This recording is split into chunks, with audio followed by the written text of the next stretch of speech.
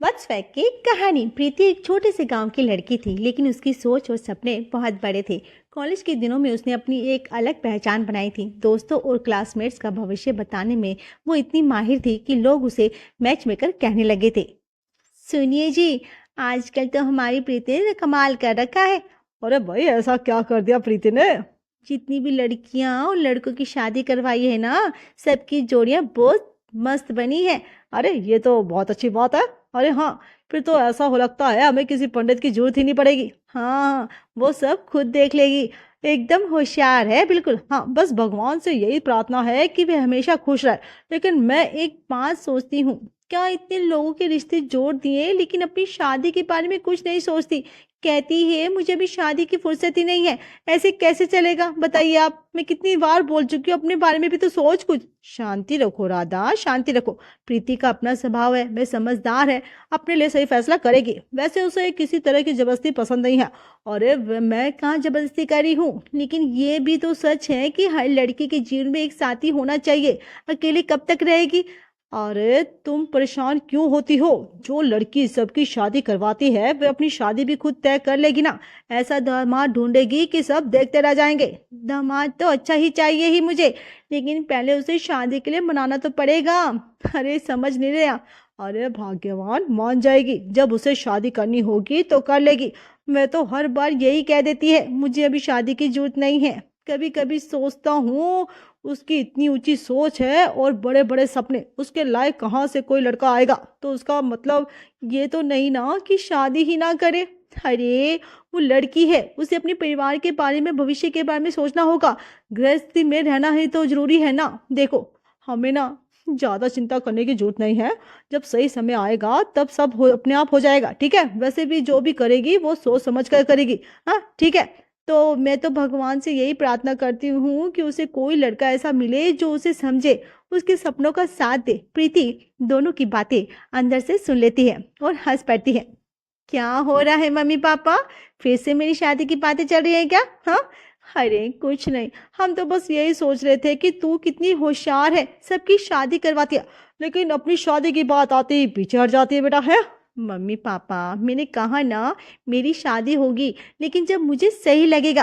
अरे बेटा, मैं भी तेरी माँ से यही कह रहा था कि बेटा, और वैसे भी मेरी किस्मत का फैसला भी मैं खुद करूंगी, आप लोग बेफिक्र रहिए। देखा, मैंने कहा था ना हमारी बेटी अपनी जिंदगी के फैसले खुद ले लेगी। ठीक है, राम जी जब चाहेंगे हो जाएगा। तब तो इसका इंतजार रहेगा कि कब ये अपने अपने होने वाले दामाद से मिलाएगी। तो ठीक है, वह दिन भी दूर नहीं है जब एक तरफ प्रीति अपने लिए लड़का ढूंढ पा रही थी, वहीं दूसरी तरफ उसकी छोटी बहन कविता को एक लड़का पसंद आ गया था और उसका नाम था रोहन। दीदी आपकी चाय। हाँ हाँ, एक बात कहनी थी आपसे दीदी। हाँ बोलना, क्या हुआ? आप सबकी शादी करवा देती हो, लेकिन अपने लिए कभी कुछ नहीं करती। अरे जब मेरे लायक कोई मिलेगा तब सोचूंगी ना छोटी। आपको नहीं लगता कि आपकी जिंदगी में किसी का साथ होना चाहिए? अरे कविता, मुझे किसी को ढूंढने की जरूरत नहीं है, और वैसे भी ना मुझे अभी ये सब सोचने का समय भी नहीं है। दीदी आप तो हमेशा यही कहती हो ना, देखना एक दिन आपको एहसास होगा कि आप अकेला रहोगी।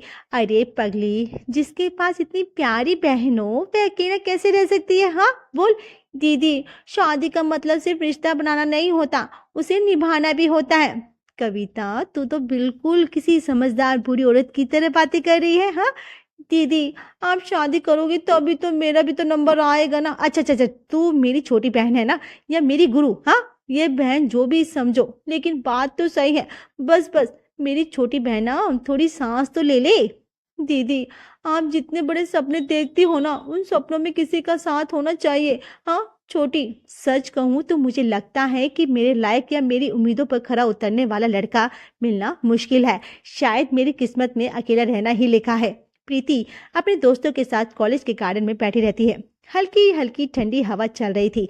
सब दोस्त आपस में मजाक कर रहे थे। तभी उसकी एक दोस्त श्वेता उससे सवाल पूछती है।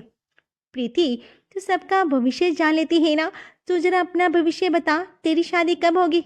अरे मेरे लिए तो अभी काफी समय है, पहले तुम लोगों की शादी होनी चाहिए। तुझे परफेक्ट लड़का मिलने तक इंतजार करना पड़ेगा, है ना? सोच लिया है क्या कैसा चाहिए तुझे? मुझे नहीं लगता कि कोई लड़का मेरे जितना परफेक्ट हो सकता है। तेरी जैसी परफेक्शनिस्ट के लिए लड़का ढूंढना दुनिया का सबसे बड़ा चैलेंज है। शायद उसके लिए हमें एलियन ढूंढना पड़ेगा। क्यों, सही कह रहा हूँ ना? हाँ सच बता, कोई है क्या तेरी लाइफ में? अरे कुछ नहीं, प्लीज मेरे बारे में छोड़ो, तुम्हारे लिए लड़का ढूंढे क्या? नहीं नहीं, बात मत बदल तू। मैंने कभी नहीं सोचा ना कि तुझे कैसा लड़का चाहिए। बता, आज मैं सोचती हूँ। अरे पर ऐसा लड़का शायद किताबों में ही मिलेगा। किताबों में मतलब? हाँ, कोई सुपर हीरो चाहिए क्या तुम्हें? हाँ बताइए। अरे नहीं नहीं, सुपर हीरो नहीं, बस ऐसा जो मेरी सोच को समझे, मेरे काम को सपोर्ट करे। वाह, ये तो सच में किसी फंक्शन नॉवल का कैरेक्टर लग रहा है। प्रीति, कहीं तो अपने सपने के लड़के के चक्कर में कवारी ना रह जाए। पता, अगर ऐसा हुआ तो कोई बात नहीं, अकेले रहना मुझे मंजूर है। जो तुम्हारे सपनों को ना समझ सके, बात तो तुमने सही कही। लेकिन एक बात याद रखना प्रीति, परफेक्ट लड़का ढूंढने की कोशिश में कहीं अच्छा लड़का नजरअंदाज मत कर देना। सच कह रही हूँ, शायद मुझे थोड़ा ज्यादा प्रैक्टिकल बनना पड़ेगा। अरे वाह, आज प्रीति ने हमारी बात मान ली। चलो इसी बात पर चाय पकौड़े हो जाए। कविता अपनी मम्मी पापा से रोहन को लेकर बात करती है। मम्मी पापा, मुझे आप दोनों से कुछ बात जरूरी करनी थी। क्या हुआ कविता, सब ठीक तो है ना बेटा? बोलो, इतनी गंभीर क्यों लग रही हो बेटा? बोलो क्या हुआ? मम्मी पापा, मुझे रोहन से प्यार हो गया है। राधा और राम हैरानी से एक दूसरे की ओर देखते हैं और गंभीर होकर कविता से कहते हैं, रोहन? ये रोहन कौन है? हाँ, वो हमारी कॉलोनी में रहता है पापा, एक प्राइवेट कंपनी में जॉब करता है। Private job? कविता, तुम्हें पता है कि प्राइवेट नौकरी कितनी अस्थिर होती है? अरे तुम खुद सरकारी नौकरी कर रही हो और लड़का प्राइवेट जॉब? पापा, वह मुझसे बहुत प्यार करता है। कविता, प्राइवेट नौकरी में बस परेशानी है, कोई स्थिरता नहीं। बेटा, सरकारी नौकरी वालों को हमेशा एक स्थिर जीवन मिलता है। पापा, मैं जानती हूँ उसकी नौकरी स्थिर नहीं है, लेकिन वो बहुत मेहनती और ईमानदार है। बेटा, प्यार अपनी जगह है, लेकिन शादी का फैसला सिर्फ दिल से नहीं लिया जा सकता। क्या तुम्हें वह तुम्हारे सही साबित हो सकता है? बताओ जीवन साथी। होगा पापा, वह हमेशा मेरा साथ देता है। जब मैं परेशान होती हूँ तो वह मुझे समझता है। अरे तुझे समझ में क्यों नहीं आता कि प्यार से गाड़ी नहीं चलती? मम्मी, मुझे उस पर पूरा भरोसा है कि वह मेरी खुशियों का ख्याल रखेगा। कविता, प्यार के भरोसे जिंदगी नहीं चलती बेटा। शादी के बाद बहुत सारी जिम्मेदारी आती हैं। क्या वो उन जिम्मेदारी को निभाने में सक्षम है? मैं मानती हूँ कि हर चीज परफेक्ट नहीं हो सकती, लेकिन रोहन एक अच्छा इंसान है। बेटा, हम तुम्हारी खुशी चाहते हैं, लेकिन क्या प्रीति को इस बारे में पता है? हाँ? नहीं मॉम, मैंने अब तक दीदी को कुछ नहीं बताया। कविता, प्रीति तुम्हारी बड़ी बहन है, उसने हमेशा तुम्हारे लिए सही सलाह दी है, तुम्हें उससे बात छुपानी नहीं चाहिए। वैसे भी वह मैच मेकर है ना, तो हाँ बेटा, प्रीति से बात करो, वो तुम्हारी भलाई का ही सोचेंगे। अगर वह रोहन को समझ सके और उसके लिए हाँ कह दे तो हमें भी यकीन हो जाएगा। मैं डर रही हूँ कहीं दीदी मुझसे नाराज हो गई तो पापा, वो फिर क्या करेगी? नाराज क्यों होगी बेटा, वे तुम्हें प्यार करती है। तुम बस उसे सच्चाई बताओ। अगर रोहन सच में तुम्हारे लिए सही है तो प्रीति तुम्हें बता देगी। हाँ ठीक है, मैं फिर दीदी से बात करूंगी। लेकिन मम्मी पापा, आप दोनों भी एक बार रोहन से मिल लो ना। पहले प्रीति को बताओ, उसके बाद ही हम किसी नतीजे पर पहुंचेंगे। या रखना है बेटा या नहीं मिलना है। हाँ, बस तुम्हारी खुशी चाहते हैं, लेकिन ये फैसला बहुत सोच समझ कर लेना। ठीक है? ठीक है, मैं दीदी से बात करूंगी और उन्हें सब कुछ बताऊंगी। प्रीति का दिल जितना बड़ा था उतनी ही गहरी उसकी सोच थी, लेकिन उसकी दिक्कत यह थी कि वह अपने रिश्ते को लेकर बहुत सतर्क थी। उधर कविता अब अपने अगले कदम के बारे में सोचकर प्रीति से बात कर, दीदी आपसे एक बात करनी है। हाँ हाँ बोलो, क्या हुआ? दीदी, एक लड़का है रोहन, वह मुझे बहुत पसंद है। मैं ना रोहन से शादी करना चाहती हूँ। क्या? रोहन? कौन रोहन? हाँ दीदी, वही जो हमारी कॉलोनी में रहता है। मैं ना प्राइवेट जॉब करता है, लेकिन बहुत मेहनती और अच्छा इंसान है। क्या प्राइवेट जॉब? कविता, तुम पागल हो गई हो क्या? दीदी, मैं उसके बिना नहीं रह सकती। तुम्हें पता है कि प्राइवेट जॉब वाले लोगों की नौकरी कितनी अस्थिर होती है, लेकिन दीदी काम तो काम है ना। मैं अपनी नौकरी को लेकर बहुत सीरियस है।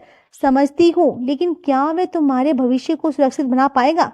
दीदी, वो सब करेगा मेरे लिए। तुम सरकारी नौकरी करती हो, तुम्हें एक ऐसा साथी चाहिए जो तुम्हारे बराबर हो। दीदी, क्या प्यार और समझदारी से ज्यादा जरूरी है कि वह सरकारी नौकरी करे? कविता, मैं ये नहीं कह रही हूँ कि प्यार जरूरी नहीं है, लेकिन जिंदगी सिर्फ प्यार से नहीं चलती। दीदी, फिर क्या बात है? सैलरी भी तो अच्छी है ना उसकी। कविता, प्रैक्टिकल भी तो होना पड़ता है ना। कल जॉब नहीं रही तो? दीदी आप खुद ही देख लो ना, आपकी इतनी अच्छी नौकरी है फिर भी आपको अपना जीवन साथी नहीं मिल रहा ना। क्योंकि मैं प्रैक्टिकल सोचती हूँ, मैं रोहन को पसंद करती हूँ और मुझे यकीन है कि हम दोनों साथ में खुश रहेंगे। अच्छा, अगर वह वाकई तुम्हारे लिए सही है तो मैं सोच सकती हूँ, ठीक है? सच दीदी? हाँ सच्ची, पर ध्यान रखना अभी भी वक्त है। दीदी आप बस मम्मी पापा को कह दीजिए तो वो मेरी शादी करा देंगे, ठीक है? हाँ ठीक है, अब जाके तू सो जा, मैं बात कर लूंगी तेरे लिए, ठीक है? कविता, रोहन की शादी के बाद घर में सब कुछ सामान्य हो गया था। प्रीति अपने काम में व्यस्त थी। एक दिन उसकी दोस्त श्वेता का कॉल आता है। श्वेता अपनी शादी के लिए प्रीति से सलाह मशवरा मांगती है। हेलो श्वेता, कैसी है तू? प्रीति, एक बहुत जरूरी बात के लिए तुझे ना फोन किया था। अरे बोल ना, क्या हुआ? प्रीति, मुझे ना महेश नाम के एक लड़के से ना प्यार हो गया और मैं उससे शादी करना चाहती हूँ। महेश कौन? ये मैंने तो इसका नाम पहले नहीं सुना। अरे बता ना कौन? अरे वह मेरे ऑफिस के पास रहता है, उसका छोटा सा बिजनेस है। श्वेता, क्या उसका बिजनेस अच्छा चल रहा है? और उसकी इनकम कैसी है? हाँ, उसका बिजनेस अभी तो बहुत बड़ा नहीं है। मैं अपना बिजनेस ना अभी बढ़ाना चाहता है और हम दोनों साथ मिलकर सब संभाल लेंगे। श्वेता, मुझे लगता है तुम्हें इस बारे में ना अच्छे से सोचना चाहिए। सिर्फ प्यार से शादी नहीं चलती। प्रीति, तू ऐसा क्यों कह रही है? महेश अच्छा इंसान है और मुझे उसकी ईमानदारी पर पूरा भरोसा है। श्वेता, मैं ये नहीं कह रही हूँ कि वो बुरा इंसान है। तू खुलकर बताना प्रीति, क्या बता रही है? देख, तुझे ये समझना होगा कि शादी के बाद जिंदगी में पैसों की जरूरत होती है। अगर उसकी आमदनी कम है तो भविष्य में तुम्हें मुश्किल हो सकती है। प्रीति, तूने तो हमेशा कहा है कि प्यार सबसे बड़ा होता है, फिर अब तू ये ऐसा क्यों सोच रही है? श्वेता, मैं ये नहीं कह रही हूँ कि प्यार जरूरी नहीं है, मैं तुम्हें सिर्फ सचेत कर रही हूँ।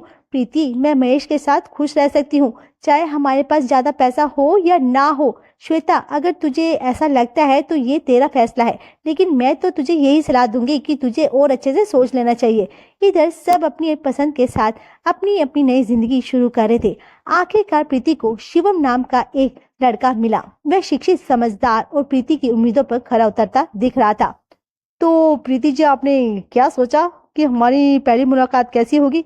सच कहूँ तो मुझे कुछ खास उम्मीद नहीं थी। उम्मीद कम हो तो हम आसानी से उन्हें पूरा कर सकते हैं। शिवम, आप मुझे अपने बारे में कुछ और बताएंगे? आपका काम, आपकी हॉबीज और आपकी जिंदगी के बारे में, हाँ बताएंगे? हाँ, मैं एक बिजनेसमैन हूँ, लेकिन काम के अलावा ना मुझे ट्रैवल करना और नई जगह एक्सप्लोर करना बहुत ज़्यादा पसंद है। आपको? और मुझे भी ट्रैवल करना बहुत पसंद है। तो इसका मतलब है कि अगर हमारी शादी हुई तो हमारे हनीमून का काफ़ी प्लान मज़ेदार हो सकता है ना? पहले शादी के बारे में सोचे, फिर हनीमून की बात करेंगे। अच्छा, शादी को लेकर आपकी क्या अपेक्षा है? मुझे एक ऐसा जीवन साथी चाहिए जो समझदार हो, जिम्मेदार हो। हम दोनों की सोच काफ़ी मिलती जुलती है। मैं भी चाहता हूँ कि मेरी पत्नी मेरी सबसे अच्छी दोस्त हो और हम हर सुख दुख में साथ खड़े रहें। इस मुलाकात के बाद प्रीति को महसूस होता है कि शिवम ही वह साथी हो सकता है जिसकी उसे हमेशा से तलाश थी। कुछ दिनों के और बातचीत के बाद प्रीति ने शिवम से शादी कर ली। दीदी, मुझे बहुत खुशी हुई कि आपने शादी कर ली। छोटी, मैं तुझसे बहुत नाराज हूँ, तू मेरी शादी में क्यों नहीं आई? हाँ बोल।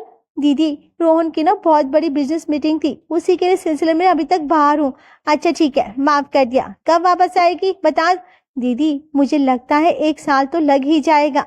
ठीक है, अच्छा रखती हूँ दीदी, बाद में बात करूंगी। ठीक है छोटी, अपना ख्याल रखना, ठीक है? प्रीति और शिवम की शादी की शुरुआत बेहद खूबसूरत थी, लेकिन 1 साल के भीतर ही उनके रिश्ते में दरारें पड़ने लगी थी। छोटी छोटी बातों पर बहस शुरू हो गई थी और धीरे धीरे ये बहस झगड़े में बदल गई। उनके बीच की गलतफहमियां इतनी बढ़ गई कि दोनों एक दूसरे के साथ वक्त बिताने से बचने लगे। प्रीति, तुम्हें हमेशा अपनी बात सही लगती है, कभी मेरी बात सुनने की कोशिश क्यों नहीं करती? और तुम कभी ये सोचते हो कि मैं क्या चाहती हूँ? हर बार अपनी बात बनवाना चाहते हो। ये शादी सिर्फ तुम्हारी शर्तों पे नहीं चल सकती।